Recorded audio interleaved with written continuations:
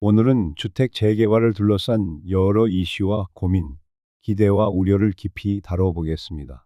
이미 알고 계시는 분들도 많으시겠지만, 재개발을 막상 눈앞에 두면 이번에 로또 당첨처럼 큰 돈을 벌 수 있는 거 아닌가 하고 기대를 하기도 하고, 또 한편으론 분담금 폭탄 맞고 쫓겨나는 건 아닐까 걱정도 하게 됩니다. 특히나 집주인인지 세입자인지 혹은 어떻게 분양을 받는지에 따라 상황이 많이 다르기 때문에 더욱 복잡하지요. 그래서 오늘은 다양한 시각에서 실제로 이런 재개발 현장에서 벌어지는 일들에 대해 아주 구체적이고 자세하게 살펴보겠습니다. 처음부터 길게 배경 설명을 할 필요는 없다고 생각합니다. 바로 본론으로 들어가서 재개발이 왜 어떤 사람에게는 복권이고 어떤 사람에게는 시한폭탄 같은 존재인지 차근차근 짚어보겠습니다.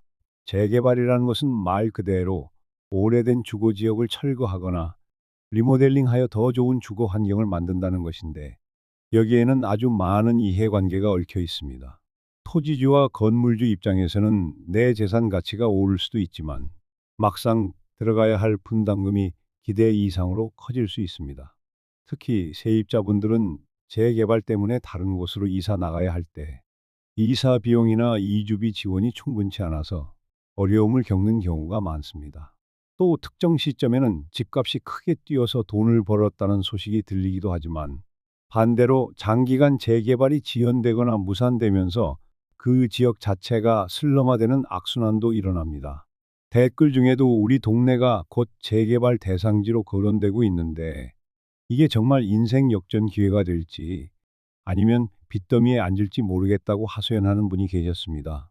또 어떤 분은 솔직히 주변에서 재개발로 땅값이 몇 배 뛰었다는 얘기를 들어서 기대를 했는데, 현실은 조합 분담금이 몇 억씩 나와서 포기했다는 이야기도 있었습니다. 한편 나는 세입자인데 재개발이 되면 어디로 가야 할지 몰라 막막하다는 분들도 보였지요. 오늘은 이런 여러 사례들을 통합적으로 살펴보면서 재개발을 둘러싼 오해와 진실, 그리고 각 단계에서 주의해야 할 점들을 하나하나 정리해 보겠습니다. 나아가 댓글로 들어온 질문들을 제가 임의로 추려서 비슷한 질문끼리 묶어 답변해 드리는 시간도 길게 가져보려고 합니다. 재개발을 앞두고 계신 분들, 혹은 관심은 있지만 잘 모르겠다는 분들에게 조금이라도 도움이 되면 좋겠습니다. 재개발이 실제로 시작되기 전 단계부터 이야기를 해보겠습니다. 재개발은 크게 보면 몇 가지 절차를 밟습니다. 보통 지자체에서 정비구역으로 지정이 되고 추진위원회를 구성하고 조합을 설립해서 사업 시행 인가를 받고 관리 처분 계획 인가를 거쳐서 이주 및 철거, 착공을 진행합니다. 이 과정이 짧으면 몇 년 안에 진행되기도 하지만 보통은 여러 해, 때로는 10년 넘게 끌기도 합니다. 왜냐하면 조합원 간 이해관계가 맞지 않거나 시공사 선정 과정에서 잡음이 생기거나 행정적으로 지연될 수 있는 요인이 많기 때문입니다. 사실 재개발이 복권이다라는 인식은 비교적 사업이 순조롭고 집값이 상승기였을 때 성공한 사례를 본 사람들이 많이 전파했기 때문입니다. 예를 들어 이전에 무너질 듯한 집과 땅을 갖고 있었는데 재개발이 되면서 새 아파트를 분양받고 시세가 올라서 몇 억에서 몇십억으로 불어났다는 이야기가 심심치 않게 들리죠. 이런 사례를 보면 누구나 혹하지 않겠습니까? 문제는 그런 성공담 뒤에는 분담금을 감당하기 어려워서 집을 내놓고 나가야 했던 분들이나 세입자로서 삶의 터전을 잃은 사람들이 있다는 점입니다. 또 어찌어찌 사업이 진행되다 중단되어서 철거도 덜 된 상태로 동네가 황폐화된 상황도 나타납니다. 따라서 재개발이라는 건 사실 복권 같기도 하지만 동시에 상당히 위험부담이 있는 투자이기도 합니다. 굉장히 신중해야 하고 정확한 정보를 미리 파악해야 합니다. 그런데 실제로는 조합 내부 사정을 투명하게 공개하지 않는 것도 있고, 조합원 회의 때 제대로 된 자료를 주지 않아서 의사결정이 쉽지 않은 경우도 많습니다. 그러니 재개발을 앞둔 분들은 조합에 적극적으로 참여해서 돈이 얼마 들고 어떤 절차로 진행되는지 꼼꼼히 챙기셔야 합니다. 이제 질문을 몇 개 꺼내보겠습니다. 저는 현재 노후주택을 소유하고 있는데 재개발 구역으로 지정된다는 이야기가 들려옵니다. 아직 확정된 건 아니지만 이때부터 어떤 준비를 해야 할까요? 이런 질문이 있더군요. 답은 간단치 않습니다만 우선 재개발 관련 공청회나 주민 설명회 같은 자리가 열릴 때 빠지지 않고 참석하셔야 합니다. 그 자리에서 혹은 지자체 담당 부서를 통해 내 땅이나 내 집이 정확히 어떤 기준으로 평가되고 어느 정도의 비용이 들 가능성이 있는지 정보를 모으시길 권장해 드립니다. 또 주변 시세와 비슷한 사례를 찾아보시는 것도 좋습니다. 왜냐하면 실제 재개발 결과 조합원 분양권을 얼마나 받을 수 있으며 그 과정에서 내야 할 금액이 대략 얼마인지를 파악해야 이걸 내가 감당할 수 있을지를 판단할 수 있기 때문입니다. 비슷한 질문이 더 있네요. 세입자 입장에서 재개발이 되면 몇 년 안에 무조건 나가야 한다는데 일반적으로 세입자분들께는 법정 이주비나 이사비 혹은 영업 보상비 같은 보상이 일부 주어지긴 합니다. 그러나 모든 지역이나 사업장이 동일하지 않고 때로는 갈등이 심해져서 보상금이 충분하지 않은 경우도 있습니다. 결국 이주비가 모자라면 전셋집을 새로 구하는데도 어려움을 겪고 그래서 분쟁이 일어나기도 하지요. 따라서 세입자는 미리 지역주택조합이나 시공사 측에서 보상 계획을 어떻게 세우고 있는지, 법정 기준이 어떻게 되는지 체크해 보셔야 합니다. 이렇게 재개발은 소유자, 세입자, 조합, 시공사, 지자체, 금융기관 등 다양한 주체가 얽혀 있기 때문에 중간에 삐걱거리면 딜레이가 생기거나 분쟁이 생길 수 있습니다. 그리고 그걸 누가 해결하느냐에 따라 사업 전체가 계속될 수도, 무산될 수도 있지요. 또 무산되면 이미 반쯤 철거된 동네가 흉물처럼 방치되어 재산 가치가 더 떨어지기도 합니다. 이게 바로 재개발의 양면성입니다. 잘 풀리면 인생 역전, 꼬이면 장기간 지옥을 맛볼 수도 있다는 것이죠. 지금까지는 전체적인 맥락을 짚었고, 이제 구체적으로 복권 같은 측면과 시한폭탄 같은 측면이 무엇인지 좀 더 파고들어 보겠습니다. 먼저 재개발이 복권처럼 느껴지는 이유는 무엇일까요? 특히 대도시 중심부에 있는 노후주택이 재개발되면 그 지역의 미래 가치가 훌쩍 뛰는 경우가 많습니다. 새 아파트는 대개 편의시설이 잘 갖춰져 있고 교통이나 인프라가 개선될 가능성도 크지요. 이렇게 되면 분양가가 상당히 높게 책정되어도 준공 후 입주 시점의 시세가 그보다 훨씬 높아지는 경우가 흔합니다. 예컨대 땅값이 20년 전과 비교해 몇 배 올랐다고 하면 재개발 사업이 끝났을 땐 더 크게 올라 있을지도 모릅니다. 그리고 조합원 입장에선 감당할 수 있는 분담금만 낸다면 새 아파트 분양권을 확보해 시세 차익을 기대할 수 있죠. 그래서 과거에 몇 억이었던 집이 재개발 덕분에 몇십억이 되었다는 성공담이 퍼지면서 많은 사람들이 재개발 지역을 찾아다니며 투자하기도 했습니다. 하지만 시한폭탄 같은 측면도 큽니다.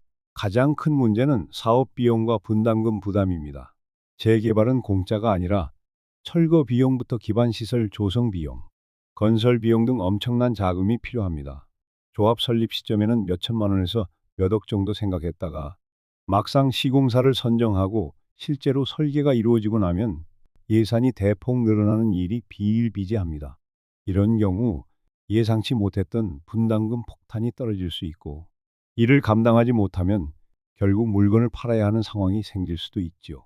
게다가 금리가 올라가거나 부동산 시장이 침체에 들어가면 시세 차익을 노린 분양 자체가 잘 안 될 수 있어서 사업이 더 지연되거나 어그러지기도 합니다. 또한 세입자나 소규모 상가를 운영하시던 분들은 보상금이 충분치 않으면 갑자기 생존의 터전을 잃을 위험이 있습니다. 집주인이야 재개발 이후 새 집을 받고 시세 차익을 기대할 수 있지만 세입자는 그저 원하든 원치 않든 이주를 해야 할 뿐이죠. 나이 많으신 분들이나 영세 자영업자들은 한 번 내쫓기면 같은 동네에 돌아오기가 쉽지 않습니다. 실제로 재개발이 되어서 지역이 현대화되고 깔끔해지긴 하지만 그 결과 원주민 대부분이 쫓겨나고 외지인이 들어오는 젠트리피케이션 현상도 빈번하게 일어납니다. 댓글을 보면 나는 분담금이 얼마 나올지 몰라서 밤잠을 설치고 있다. 주변 사람들 얘기를 들어보면 공사비가 자꾸 오르고 있다고 해서 불안하다고 하시는 분도 있었습니다. 맞습니다. 공사비가 오르면 결국 누가 부담하냐? 대부분 조합원이 분담금을 더 내야 합니다. 또 시공사가 중간에 바뀌거나 조합장이 비리를 저질러서 추가로 돈이 들어가는 사태도 벌어질 수 있습니다. 그러니 재개발 지역의 조합원들은 조합 운영 상황을 꼼꼼히 들여다봐야 하고 회의 때마다 자료를 꼭 챙겨보시고 이상한 점이 있으면 적극적으로 문제 제기를 하셔야 합니다. 또 다른 댓글 중에는 재개발 사업이 시작되면 집을 미리 팔아야 할지 아니면 끝까지 들고 가야 할지 고민된다는 이야기가 많았습니다. 이건 정말로 개인 사정이나 시장 상황에 따라 달라서 정답이 없습니다. 자금 여력이 충분하다면 오래 들고 가서 새 아파트 분양받아서 시세 차익을 노려볼 수도 있겠지요. 하지만 분담금 걱정 때문에 대출을 많이 받거나 경제적으로 무리를 해야 한다면 중간에 적당한 시점에 매도하여 이익을 실현하는 것도 방법일 수 있습니다. 문제는 앞으로 부동산 시장이 어떻게 흘러갈지를 아무도 모른다는 점입니다. 예전에는 재개발하면 무조건 성공이라는 분위기가 강했는데 요즘은 경기 상황이 좋지 않아 공사가 지연되거나 분양가 대비 매매가가 크게 뛰지 않는 경우도 있습니다. 결국 본인이 감당할 수 있는 범위를 잘 따져봐야 합니다. 이제는 세입자 관점에서 좀 더 말씀드려 볼까요? 재개발로 인해 가장 어려움을 호소하는 쪽이 세입자입니다. 저는 월세로 그 동네에 살고 있었는데 재개발 때문에 나오라고 통보받았어요.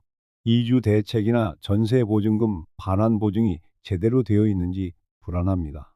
도대체 어디서 어떻게 정보를 구해야 하나요? 하는 식의 질문이 정말 많습니다. 법적으로 세입자를 보호하기 위한 장치들이 있긴 하지만 현실에서는 어그러지는 경우가 적지 않습니다. 집주인이 조합원 자격을 갖고 있다 하더라도 자기 부담이 많으면 세입자에게 제대로 신경 쓰지 못하는 경우도 있고 정해진 이주 기간에 맞춰 빨리 나가야 하는데 적당한 전셋집을 못 구해서 곤란해지기도 합니다.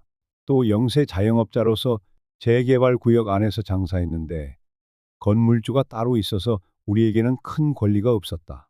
임대차 계약이 만료되면 그냥 나가야 하는데 보상은 받을 수 있나 하고 질문하시는 분도 있어요. 이 경우는 보상 범위가 한정되어 있어서 권리금이 제대로 산정되지 않거나 이주비가 충분치 않아 떠돌아다니게 되기도 합니다. 따라서 재개발 지역에서 가게를 운영하시는 분들은 미리 조합에서 어떤 방식으로 보상 협의를 진행하는지 또는 시공사 측이 제시하는 금액이 어느 정도인지 꼼꼼히 보셔야 합니다.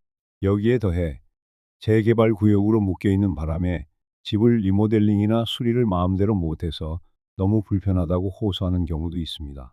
실제로 오래된 주택이어서 고치지 않고는 못 살 정도인데 혹시 재개발이 곧 시작될 수 있으니 공사를 크게 하면 낭비 아니겠느냐 하는 딜레마에 빠지는 거죠. 그러다 재개발이 지연되면 지저분하고 위험한 집에서 살게 되기도 합니다. 이런 문제가 장기화되면 동네 자체가 슬럼가처럼 바뀌고 범죄나 안전 문제가 커질 수도 있습니다. 그렇다면 재개발을 했을 때 좋은 점은 뭐냐? 노후된 지역이 깔끔한 새 아파트 단지로 바뀌고 기반 시설이 잘 갖춰지며 상권도 새로 형성되어 지역 활성화가 기대된다는 측면이 있습니다. 주민들이라면 새로운 주거 환경에서 깨끗하고 편리하게 살 수 있게 되겠지요. 재개발이 긍정적으로 작용하면 동네 전반의 이미지가 좋아지고 인구 유입이 늘어 상권이 발전한다는 장점도 있습니다. 문제는 그 과정에서 원주민이 얼마나 보호되고 적절한 대안을 마련받느냐는 것이 늘 숙제로 남습니다. 그래서 요즘은 재개발 대신 재건축 그리고 리모델링 같은 걸로 해결할 수 없는지 혹은 도시재생 같은 방법으로 원주민을 보호하면서 지역을 살릴 수는 없는지 하는 논의가 활발해지고 있습니다. 어떤 분은 굳이 전면 철거를 하지 않고 동네 특색을 살리면서 건물을 부분적으로 보수하는 방식은 어떻냐고 묻기도 합니다. 물론 그게 가능하면 좋지만 이미 낡아서 안전 문제가 심각한 건물들이 많고 정비 차원에서 효율적으로 개발하려면 전면 재개발이 불가피하다는 주장도 있습니다. 현실적으로 도시재생이나 리모델링이 재개발만큼 시세 차익을 보장해주기 어렵다는 지적도 있지요. 댓글을 더 보면 우리 조합은 시공사를 너무 빨리 선정해서 의혹이 많았는데 그 뒤 공사비가 점점 올라 걱정이다. 조합원 회의에서 질문해봐도 속 시원한 답이 나오지 않는다는 사례도 있습니다. 이처럼 재개발 과정은 투명성이 매우 중요합니다. 조합장이나 임원들이 어떻게 돈을 쓰고 있으며 시공사와의 계약 조건이 정확히 어떤지, 금융기관으로부터 어떤 이율로 대출을 받았는지 등을 투명하게 공개해야 조합원들이 안심할 텐데 그렇게 하지 않는 경우 잡음이 커집니다. 어떤 곳에선 조합 내부에서 소송까지 벌어지며 재개발이 몇 년씩 지연되는 일도 흔합니다.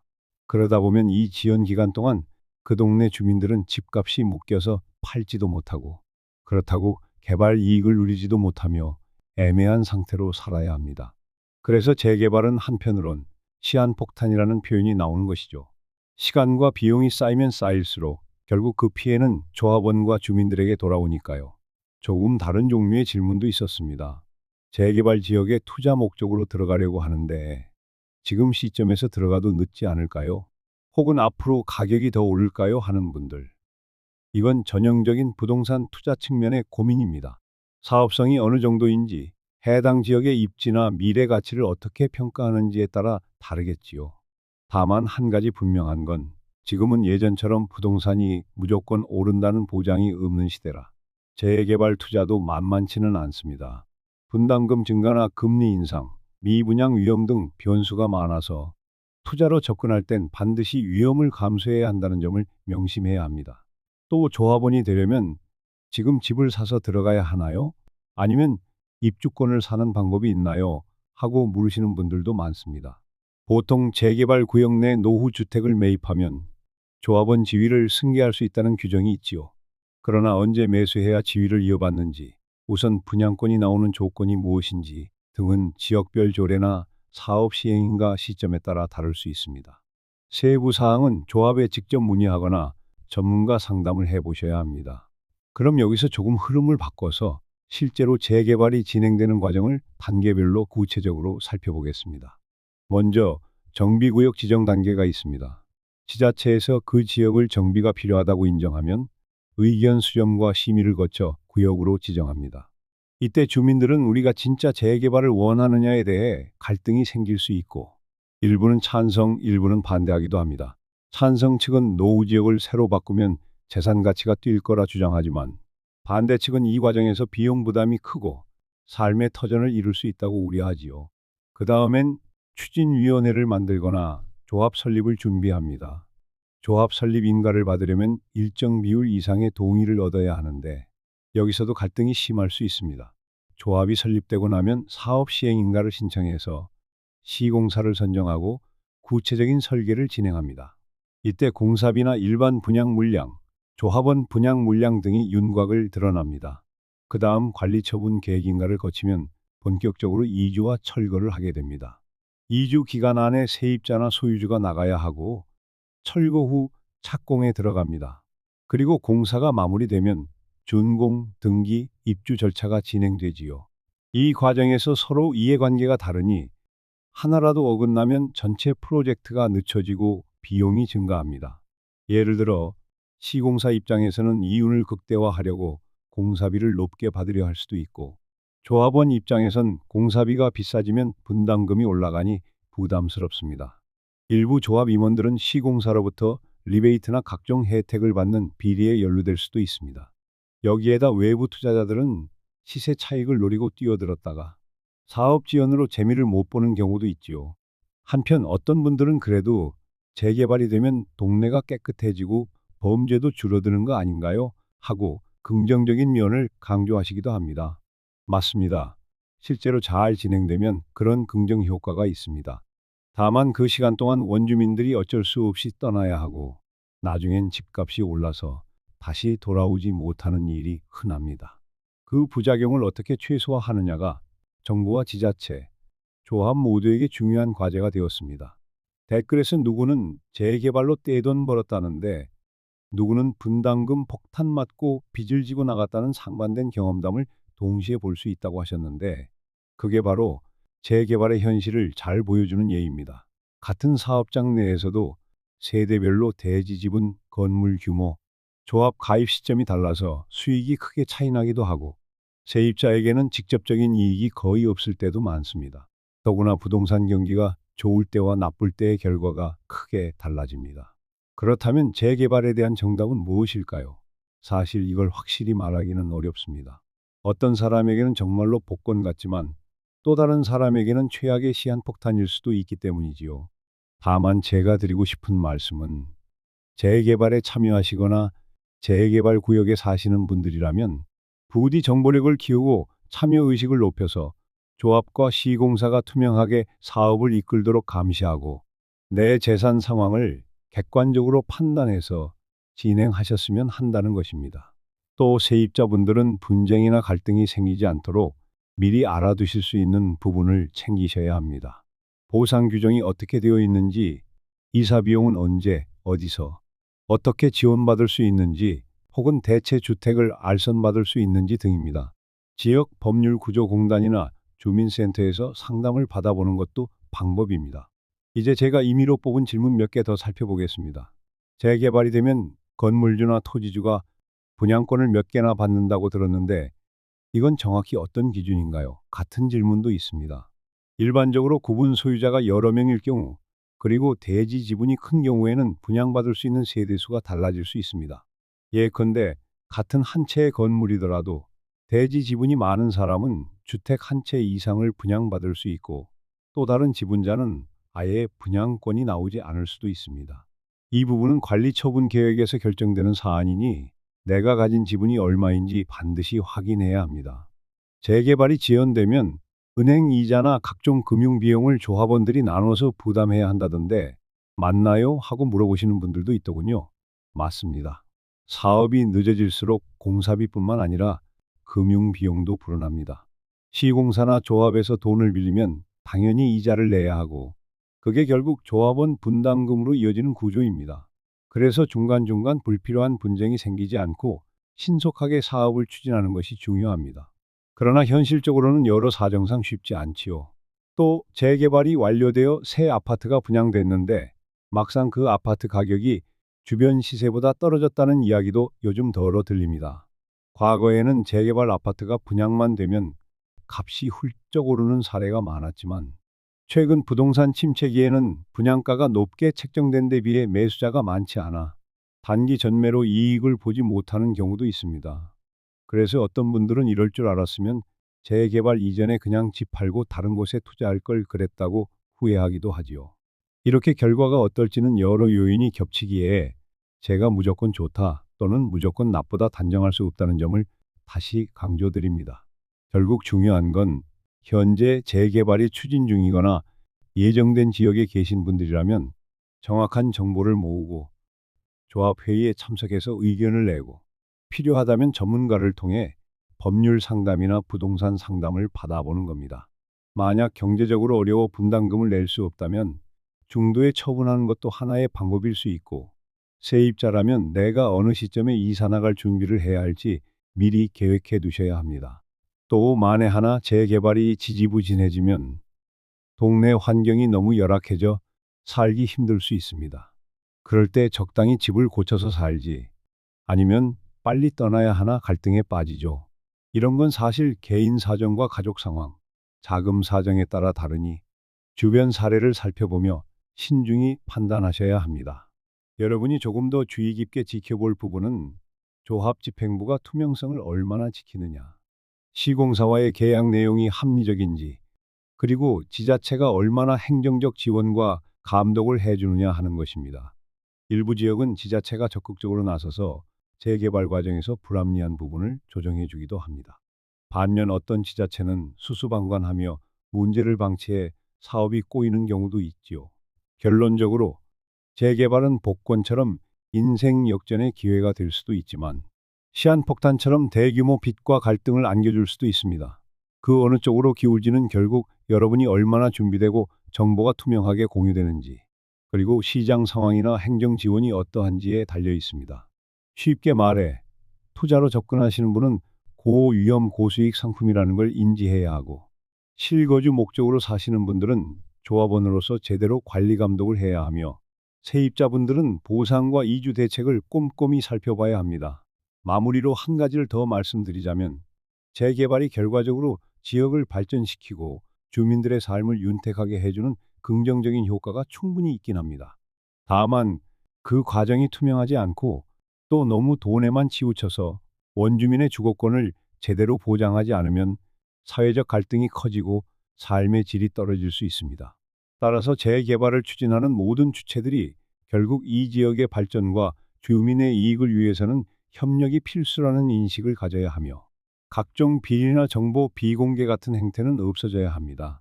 여기까지 이야기를 길게 나눴습니다. 당장 재개발이 코앞인 지역에 계신 분들은 오늘 내용 중에서 필요한 부분을 찾아 미리 대비하시는 게 좋겠습니다. 조합원이라면 분담금 예상액부터 중도금 납부 스케줄, 공사 진행 상황을 꼼꼼히 체크해 두세요.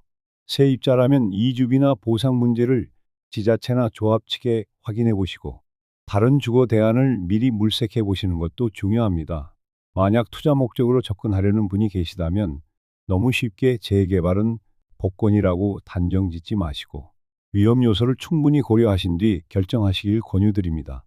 또 마지막으로 강조하고 싶은 건 절차 하나하나에 대해 주민들의 참여와 감시가 있어야 한다는 점입니다.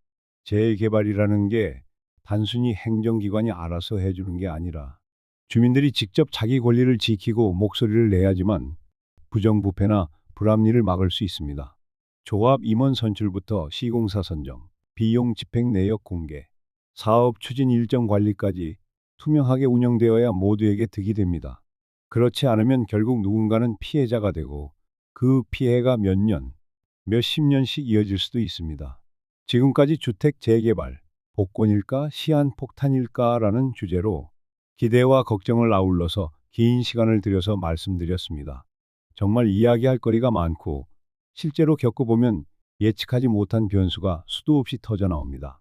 그래서 평소에 재개발에 대한 관심을 두지 않았던 분들도 혹시 모를 미래를 대비해 오늘 내용을 참고하시면 좋겠습니다. 아울러 이미 재개발을 겪어본 분들은 본인 경험담을 주변에 나눠주시면 다른 분들이 시행착오를 줄이는데 큰 도움이 될 겁니다. 이 긴 시간을 통해서 조금이나마 도움이 되셨길 바랍니다. 앞으로도 여러분이 궁금해하시는 부동산, 주택, 재개발, 재건축, 도시재생 등등 다양한 주제에 대해 깊이 있게 다뤄보겠습니다.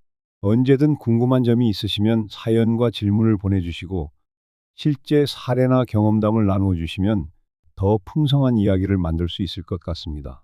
같이 고민하고 정보도 공유하면서 조금 더 현명한 선택을 해보면 좋겠습니다. 오늘 들어주신 모든 분들께 진심으로 감사드립니다.